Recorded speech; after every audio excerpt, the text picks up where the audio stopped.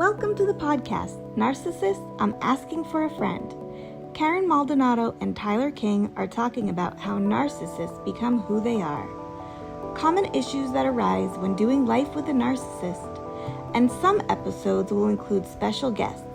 So listen in and learn from two people who have an abundance of experience on the subject. Welcome again to Narcissists, I'm Asking for a Friend. So I'm Karen Maldonado. I'm Tyler King, yes. And we're talking about the financial aspects of being with a narcissist. There's financial control that goes on, and there's also a financial investment that the victim has to participate in. And so speaking about cognitive dissonance, a lot of people will, ask me about what that actually means. And it's when you have two opposing thoughts or perspectives about a certain situation that's going on, you're kind of torn, like, what do I do? And so in this situation where a person is feeling controlled financially in the household, they know it's not right. Like, maybe here's a hypothetical.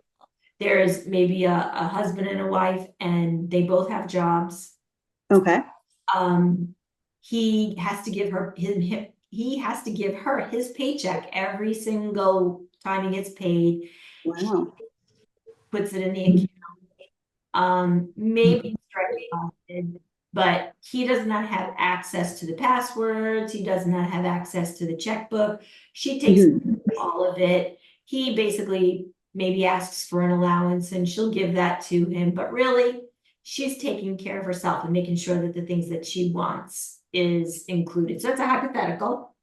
So you're saying that the person is working for the paycheck, but then they get an allowance after they've already worked the job 40 hours or however many, 60 hours a week. And then from all that work, they get an allowance. Is that what you're saying? That's how the relationship works with the finance? Wow. Right.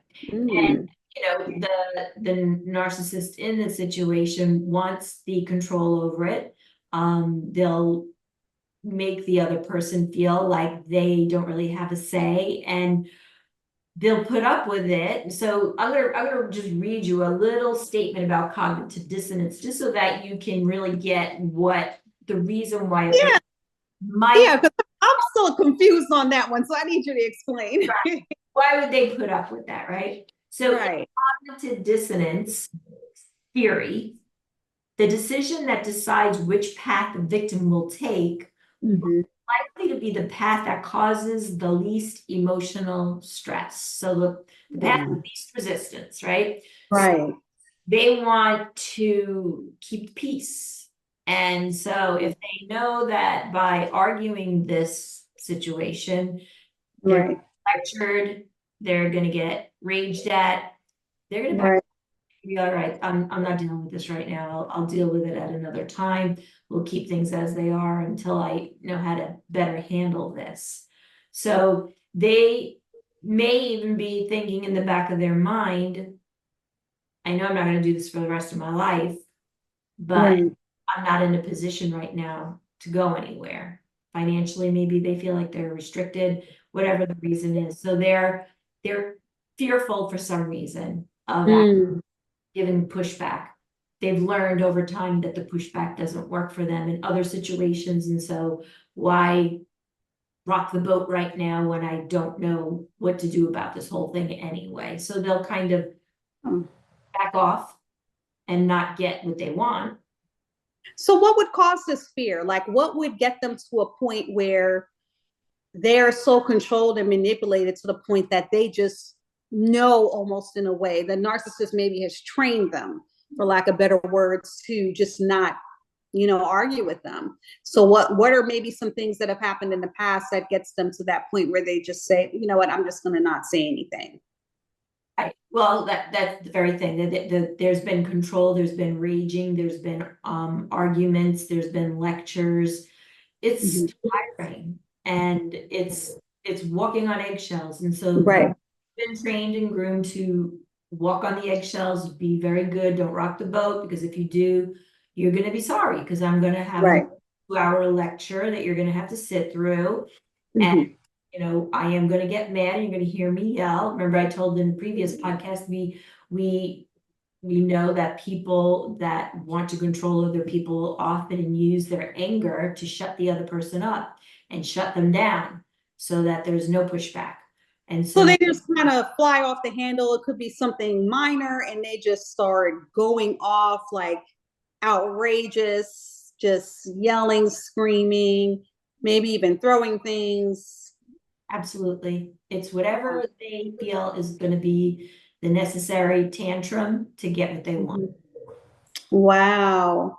And now, so when this person is in this situation and it comes down to the finances, how dangerous can this get? You know, because I know you said you were talking about the cognitive dissonance, right? So keep going into what that is exactly, and what are the dangers of that, you know, of allowing, you know, this to continue to go on.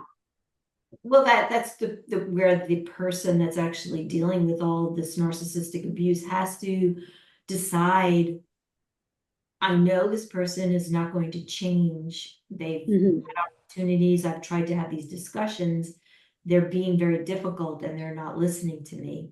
Then there needs to be maybe the help from a third party. And it could be family, it could be a therapist. Oftentimes narcissists will not go for help from a therapist, professional to help. And usually, oftentimes I'll say, I won't say all the time, but oftentimes a true narcissist will listen to a therapist as long as the therapist is telling them that they're doing the right things. Exactly. That there's any bias in any way towards what the victim is going through, that probably be the last time that the therapist will see that person. And they'll see the spouse, but oftentimes the last time they'll see that person, because, and then that person will also come out of that meeting with their spouse saying, oh, that person doesn't even know what they're talking about. That's ridiculous. And, you know, try to demean what the professional knows and says and act like they know more. So it's interesting that they won't go to the therapist and they'll say that the therapist doesn't know what they're talking about. I'm not going to do that anymore or go anymore. And as controlling as they are, what makes them allow the spouse to continue to go to therapy? Because it's almost kind of a confusing dynamic, because they're so controlling and they want to control the situation, but they would be willing to allow the spouse to go to therapy on their own. So can you speak to that a little bit? Well, they usually believe that the spouse is the problem. So I've heard these words before more than once. I'm not the problem, he is or she is. So let them just go into individual therapy with you, and I'm stepping out because I know they're the ones that need to do the work. I don't. So what about like when they're in a job? Like, let's say, you know, you're in a relationship with someone, you're working, you have a thriving career, and and honestly, that may have been the thing that attracted them to you. But now all of a sudden, they see you working this job. Maybe you could have a job where you work weekends, maybe some evenings, you have to do dinner parties, or, you know, do different things. Sometimes you just have to do things because it's part of business, and it's a way that you gain clients, you get revenue, maybe some early mornings you have to step in. What do they do, you know, and how does that relate to the financial control when it comes to the finances, and maybe you being in a thriving career and then they want to kind of interfere with that? Or what kind of things do they do? What happens? Oh, I mean, that there could be many different ways that they'll try to sabotage. I mean, it is shooting themselves in the foot, basically, though, because it's finances that are coming into the household. Right. Not every narcissist wants to squash the benefit that they can get out of having the spouse work the way that they're working. So that it just depends on the mindset of the narcissist. Are they more worried about abandonment and their spouse looking professional than them, or are they worried about the money and making sure that they can get the things that they want to get? So really, it just depends on what's going to bring back that secondary gain for them? What is it that they're actually looking for? So if they're the type of people that are flashy, they don't mind you doing the extra hours because that's more money for them to buy all the things that they want. Mm-hmm. But if they have an insecurity issue, abandonment issue, then they'll have an issue with you working too much because they feel like, oh, that may take you away or something to that degree. Am I kind of accurate in my, okay, yes. assessment? Another thing that they might do is they might say, well, I don't mind you working, but you have to ask my permission, permission to work. But there's some people that are so controlling that they feel like they have a right to limit the spouse just so that they can feel good when the spouse comes to them humbly asking, can I work this weekend? That kind of thing.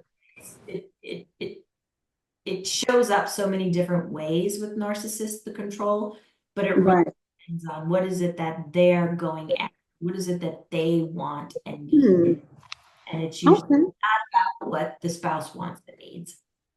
So what about in a situation where I know I've seen these relationships where the wife stays at home, and I'm not saying every person that's a housewife or is in a narcissistic relationship, but how does that play a part where the spouse would want you to either stay at home with the kids, or maybe even if you don't have any kids, they just don't want you working. They just want you to maybe be available for whatever they may need for their business, or to be available for them when they, want you to be available. So can you, speak to that as well? And how does that work? How can a person, whether it's a man or a woman, because you can be I guess a house husband as well, can kind of see these signs that, this person's not really doing this for my benefit or because of the kids, but it's more of a control issue.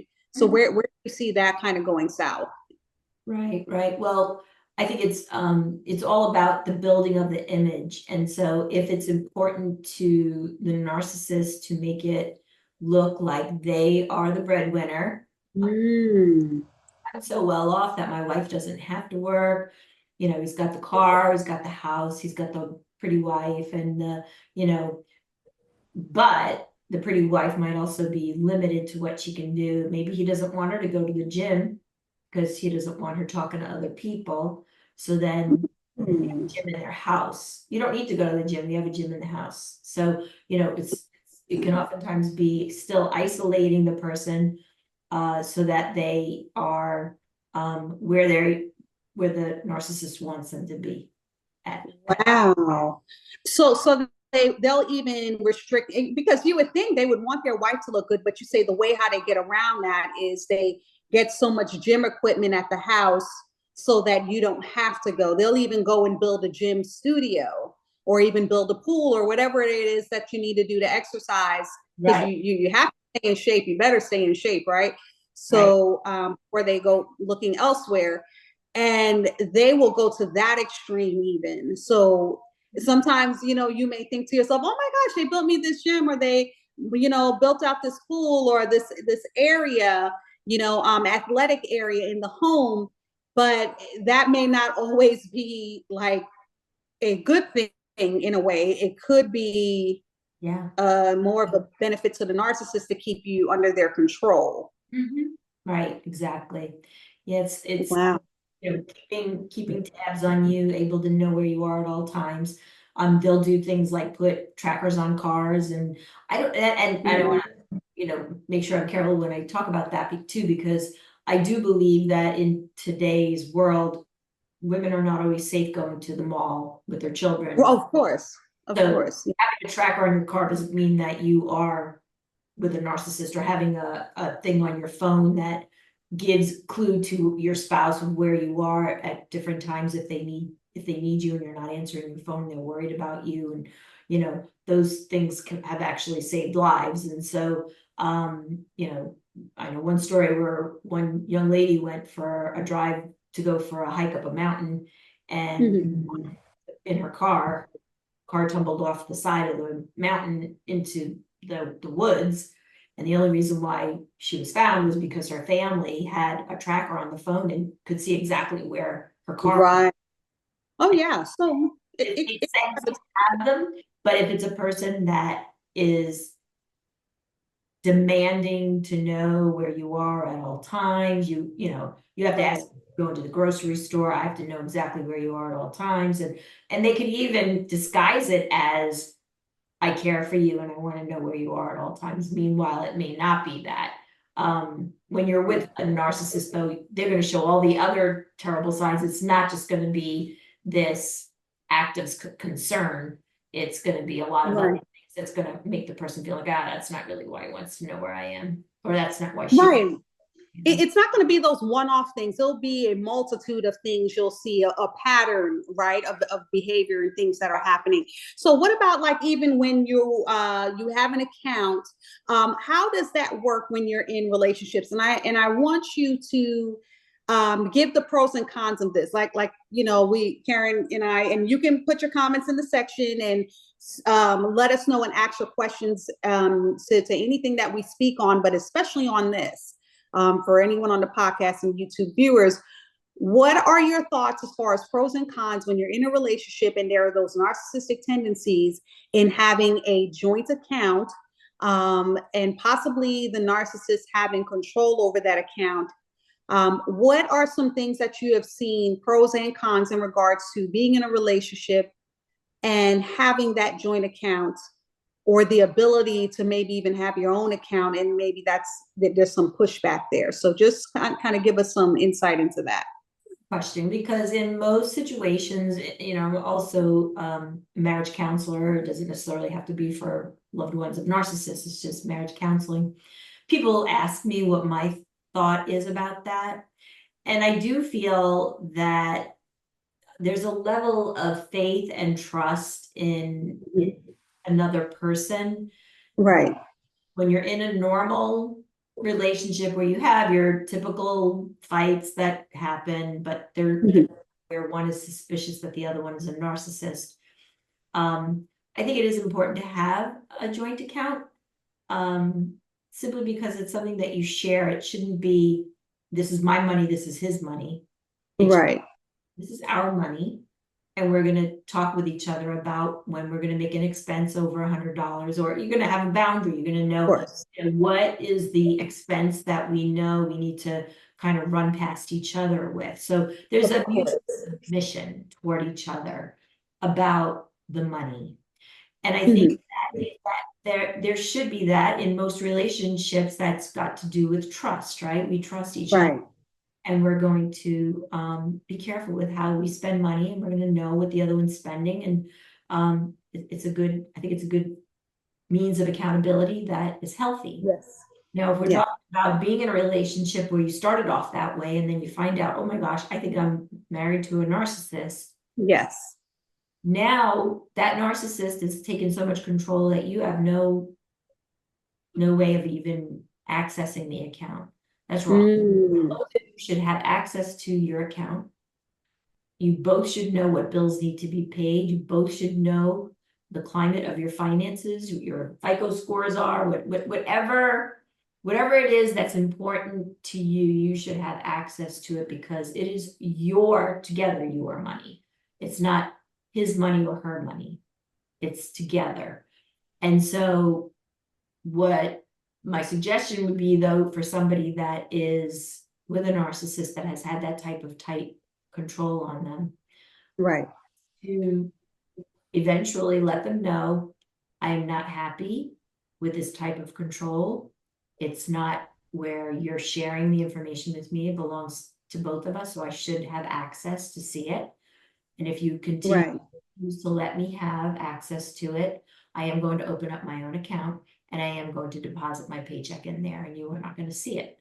So we can either do things as if we're married partners, or we could do things as if we're roommates, and I will have my money and you will have yours, and we'll split up the bills, and we'll know who's paying for what, and then we'll have it like that. So you can decide which one is better for you, but I need to see the account. I need to have the password, and I need to know what's going on. There's got to be accountability. Yes, because that's what I was going to ask. Is the other thing is that person, even though they may not be named on the account, at least need to have an ability to see what's going on with the account, to see what expenses are being, paid out and made. And I mean, and that goes all the way down the line, right? Even with credit cards, not just the checking account and savings account, but even the credit cards as well, right? Absolutely. Absolutely. There should be accountability on both sides. Yeah. And if it turns out that the person has to split up the account like that and say, no, I'm not doing this anymore, there still should be accountability. So that's where a tearing is going to start happening in the relationship.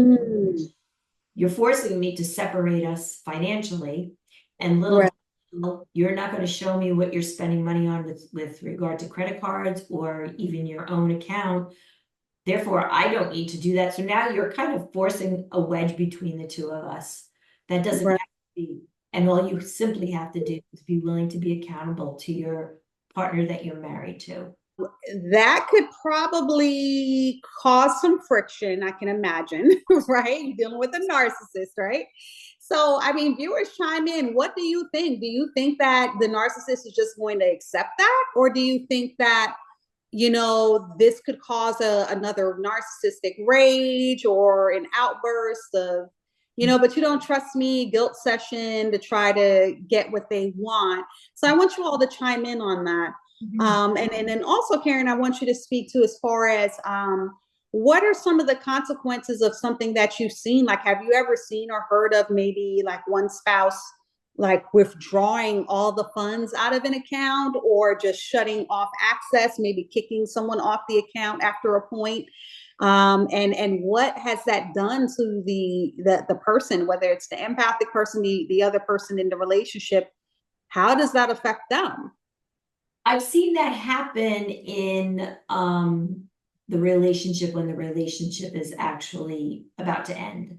I don't see So that's like a sign towards the end. You start to see that kind of behavior. When there's been words shared with each other that they both understand that this relationship is coming to an end, then that's when that will happen. Like, let's say that the person that's been receiving the abuse says, I'm putting my foot down, I'm not doing this anymore. Right. That day, they may want to take half the money out of the account, because if they don't move quickly, the other one may do it themselves. And right. then there's no access for that person to get into their own personal account then at that point. So yeah, I mean, it's tricky. And of course, I'm not a financial advisor, so I'm not saying definitely do it this way. And I'm not a lawyer, and I'm also not telling you to do that kind of thing. But I would say if it gets that bad before you even start talking about divorce, I'd say you need to talk to a lawyer if you know that's the direction you're going in, so that they can let you know what your rights are and what you need to do to secure money. That's the thing. If you need to secure money, it may be just a matter of you showing them how much money is in the account, so that if there is a big change overnight, that yes, that there was money and now it's not there anymore. So you have to have some kind of evidence to show money was here at this point before you lose access or it's all gone. Right. Well, some people, what they'll actually do in those kinds of cases, though, is they'll hire a forensic accountant that will go in and actually be able to see the history of everything that's gone on in the accounts, and where there may be some hidden money, that kind of thing they'll be looking for. So yeah, but especially in a situation where there's a lot of money that could be hidden, yes, oftentimes what people will do.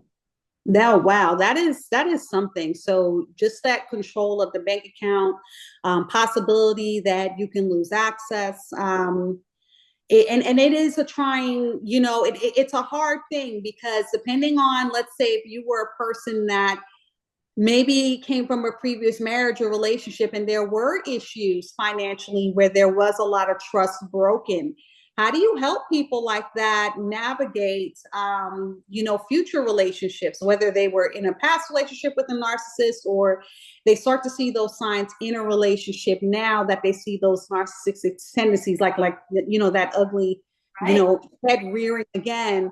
It's like, how does a person prepare for that emotionally, mentally, when they see that happening, and also stay safe in the process, because when you're dealing with money, that can really strike a chord with some people and maybe kind of have them act in a way that they normally wouldn't, when it comes to money, especially with a narcissist, because they're very flashy, and money and prestige and status is so important to them. So what can you do to kind of prepare these listeners for that?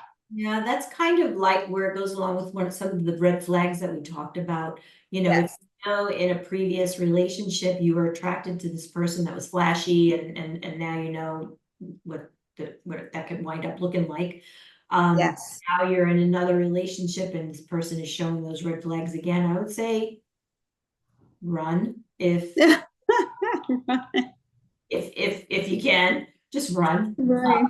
But if that's the only thing that they're showing to you that is somewhat narcissistic, and there's no other signs of that, then I would say, like I said, before a season, every relationship, go through at least the 4 seasons of a year together and figure out if there are other signs or there are other things this person's doing that are very similar.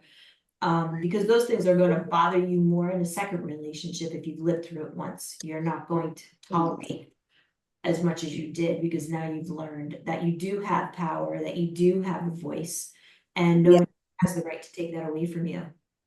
Now, that is so amazing. Yes, because your tolerance level is like, I'm not going to accept that like I did before. So what about a narcissist? Do you notice that if they're in a relationship, and maybe let's say they could be the breadwinner, right, in the situation, and they have someone that's in the relationship maybe not making as much money, would you find that those type of people will expect the other party not making as much money to pay half of the bills, the same as if that person's making like 200 plus thousand a year, you're making like under 50,000, will they still expect you to pay half on the bills, just like as if, like, I just want to know, in your experience, have you seen that, or what are the trends in, where there's this disparity in the paychecks, and like what they expect you to do, or do they kind of put more of the financial responsibilities of stuff that needs to be taken care of and paid on you, even though you're making less money?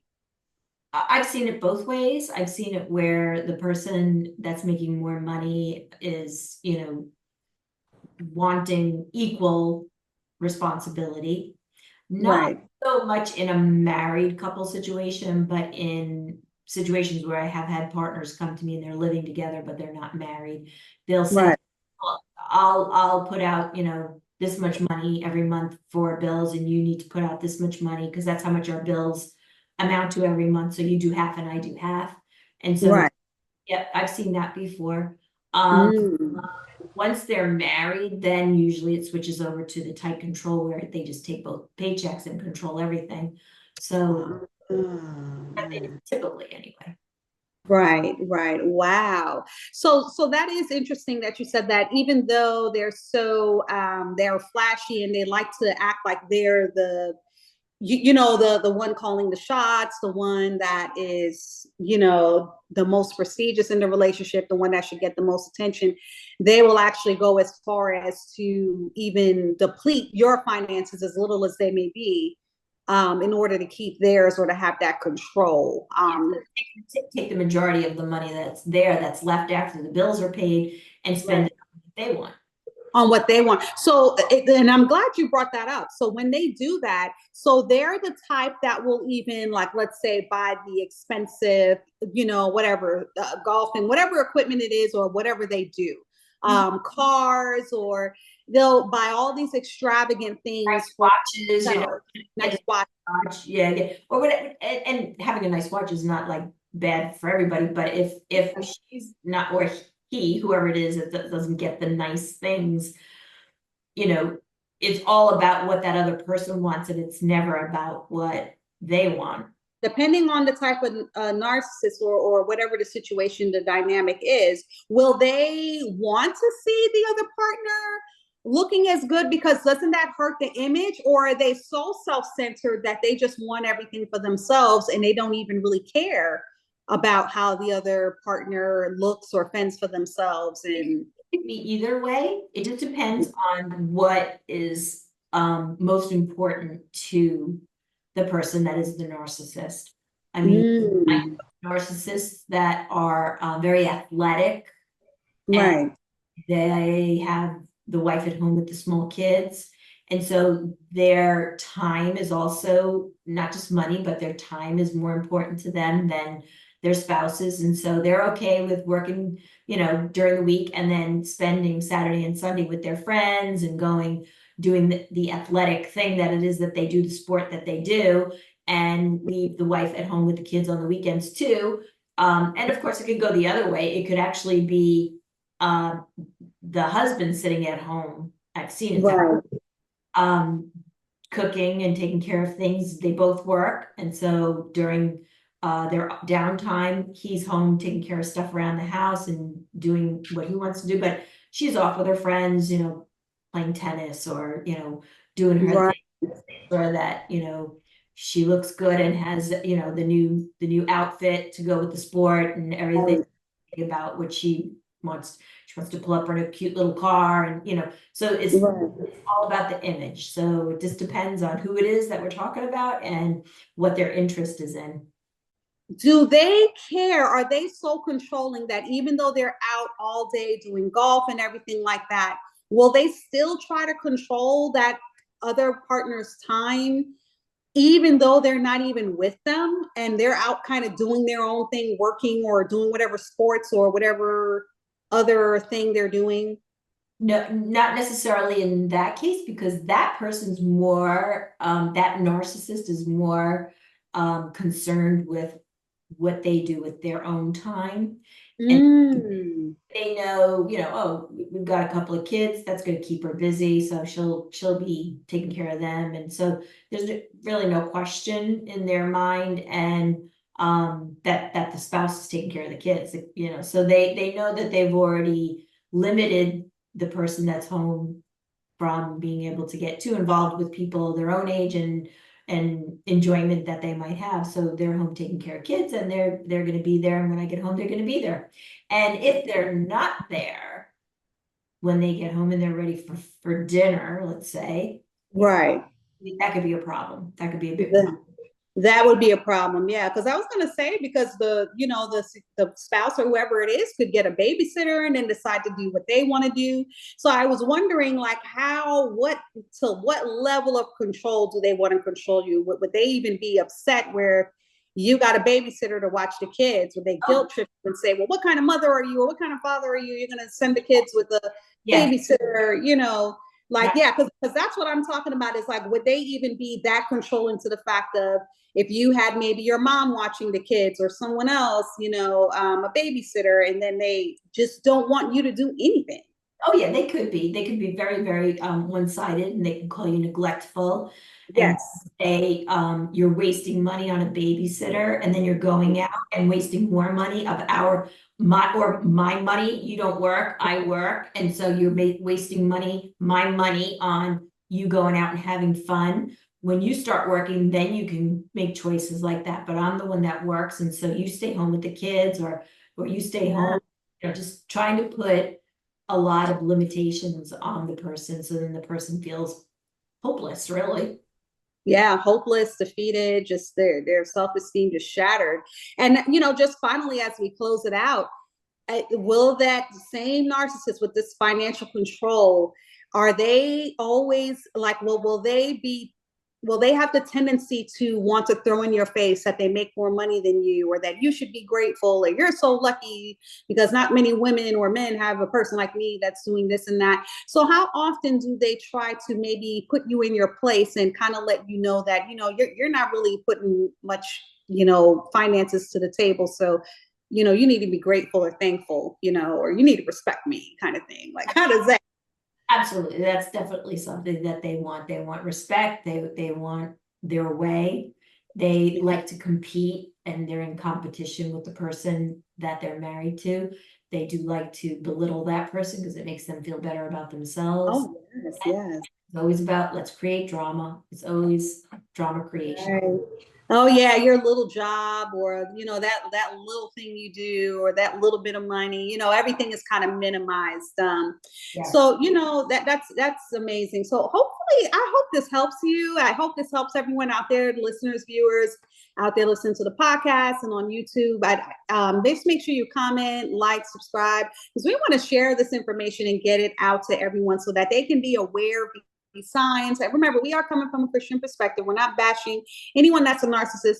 That this has developed over time in them, right? So we want you to understand, if you are in a relationship with this person, just signs and things you need to look out for, and things you need to do for yourself to make sure that you're taking care of yourself and not being emotionally and mentally depleted while you're trying to maintain this relationship, or maybe making plans to exit the relationship if that's what you choose to do. We don't tell you what to do one way or the other. We just want to share the information and make sure that you are informed. And anything else, Karen, you want to share before we end for the day?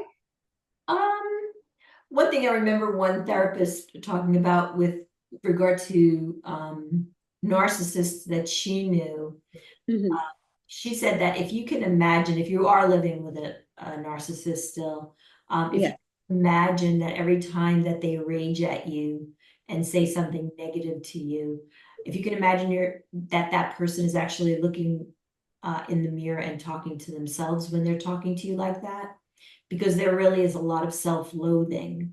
And so if you can try to do that, that might help take that tough edge off of the whole situation for you, and you might be able to find some empathy for them, even though you're losing it. You might be able to find some empathy for them. You can see that that is really what's going on. A lot of times they'll yell at you about the very things that they subconsciously know are their problem. That is so good. I'm so glad we ended on that, Karen. And like I said, this is the podcast Narcissist. I'm asking for a friend. So we're just asking you, please like, share, subscribe, share it with someone you know. It doesn't cost you anything, and you're going to help someone out that needs this information. So in the meantime, we'll see you on the next episode.